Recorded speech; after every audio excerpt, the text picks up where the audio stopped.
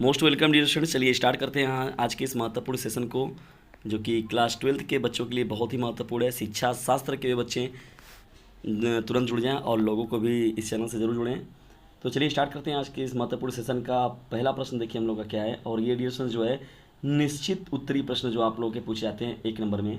देखिए आप लोगों का क्या होता है, 5 बहुविकल्पी पूछा जाता है और 5 जो प्रश्न होता है आपका निश्चित उत्तरी प्रश्न में पूछा जाता है।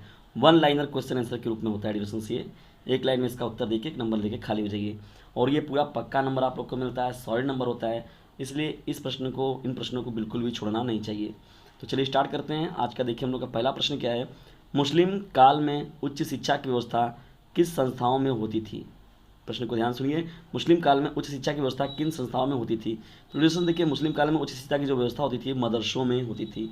आज भी बहुत जगहों पर अभी भी मदरसे जो हैं वो चलते हैं, बच्चे वहाँ पर भी आज भी तालीम लेते हैं। तो ये जो होता है मुस्लिम काल में उच्च शिक्षा की जो व्यवस्था थी डिविजन्स, वो कहाँ थी, मदरसों में थी।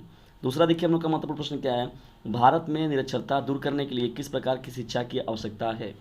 तो अगर डिविजन्स यहाँ से निरक्षरता दूर करना चाहते हैं तो देखिए अनिवार्य प्राथमिक शिक्षा मिले तथा प्रौढ़ शिक्षा की व्यवस्था अनिवार्य रूप से होनी चाहिए। अगर ये दोनों व्यवस्थाएं अगर सही रूप से लागू की जा सके और सही तरीके से करें ये लोग अपना कार्य, तो भारत में निरक्षरता को बहुत बड़े पैमाने पर दूर किया जा सकता है। ठीक है डिविजन्स, ये दूसरा प्रश्न हम लोग का और बहुत ही ज़्यादा मोस्ट इंपॉर्टेंट है। चलिए बढ़ते हम लोग अब तीसरे प्रश्न की ओर। आग लगने का केंद्रित कारक कौन होता है। तो डिविजन देखिए, अगर बात करें हम लोग आग लगने के केंद्रित कारक के रूप में, तो आग लगने के पीछे मनुष्य जो होता है वो केंद्रित कारक होता है। चौथा देखिए हम लोग का प्रश्न क्या है डिविजन, सांस की तकलीफ किस प्रकार के प्रदूषण का कारण है, अथवा सांस की समस्या किस प्रकार के प्रदूषण से होती है। तो डिविजन देखिए, यहाँ पर सांस की जो समस्या होती है वो वायु प्रदूषण से होती है। देखिए प्रदूषण के बारे में लोग बात करें तो कहा जाता है कि प्रकृति का संतुलन बिगड़ना ना, या शुद्ध रूप से किसी चीज़ों का ना मिलना ही क्या कहलाता है, प्रदूषण कहलाता है ना। पर्यावरण का संतुलन बिगड़ना ही क्या कहलाता है, प्रदूषण कहलाता है, पर्यावरण प्रदूषण कहलाता है। तो वायु प्रदूषण की बात हो रही है, शुद्ध वायु का ना मिलना क्या हो जाएगा, वायु प्रदूषण हो जाएगा। शुद्ध जल का मिलना जल प्रदूषण हो जाएगा। ठीक है, तो ये सभी बातें आती है डिविजन। तो जो सांस की तकलीफ होती है वो वायु प्रदूषण के कारण ही होती है। बढ़ते हम लोग अब 5वें प्रश्न की ओर। देखिए 5वां हम लोग का प्रश्न क्या है, और ये आज के सेशन का अंतिम प्रश्न भी रहेगा। सामूहिक अशाब्दिक बुद्धि परीक्षण किन लोगों के लिए होता है। प्रश्न बहुत ही इंपॉर्टेंट है, सामूहिक अशाब्दिक बुद्धि परीक्षण किन लोगों के लिए होता है।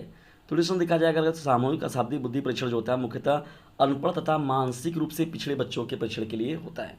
जो वे बच्चे जो कि अनपढ़ है, वो ज़्यादा पढ़े लिखे नहीं हैं, पढ़े लिखे बच्चे नहीं हैं, और उसके साथ ही साथ वो मानसिक रूप से पिछड़े हुए हैं। जैसे देखा जाता है कि किसी की वास्तविक आयु इतनी है मगर उनकी मानसिक आयु जो है, जैसे कोई बच्चा है 12 वर्ष का है लेकिन जो उसकी मानसिक आयु है वो 5 से 6 वर्ष के बच्चे की तरह कार्य कर रहा है।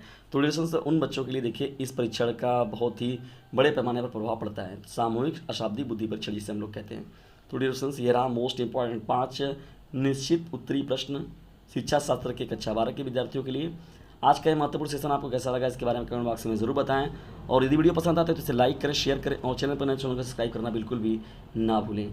डियर स्टूडेंट्स, इससे खुद भी लाभ उठाएं और दूर दराज के वे बच्चे जो कि गरीब हैं, असहाय हैं और कई इंस्टीट्यूटों से जुड़े हुए नहीं हैं और अपने स्कूल वगैरह में भी रेगुलर नहीं जा पाते, तो उन्हें खुद भी जोड़िए और उन्हें भी जोड़िए ताकि वे लोग भी इस चैनल का लाभ उठा सके।